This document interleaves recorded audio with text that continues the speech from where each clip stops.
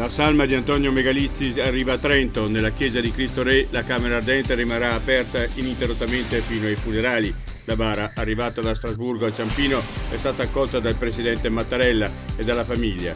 Intanto l'università dedica una pagina del suo sito internet al giovane per scrivere ricordi, pensieri e riflessioni.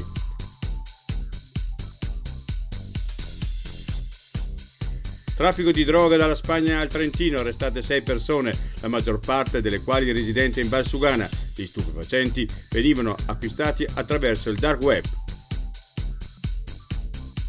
Emergenza a Legname dopo il maltempo, incontro tra i rappresentanti di Trentino Alto Adige, Veneto e Friuli per definire una strategia comune di recupero contro le speculazioni. Trentino Digitale nel mirino di CISL e CGIL che accusano un mancato rispetto dei diritti dei dipendenti diversamente abili. La società replica, è un tentativo di discredito. Pratiche di successione? Contabilità per professionisti? Contabilità per enti non commerciali? Contratti di affitto? Rapporti di lavoro domestico?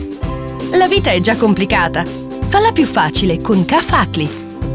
Cafacli ti dà più che una mano. www.acliservizi.it 199 199 730.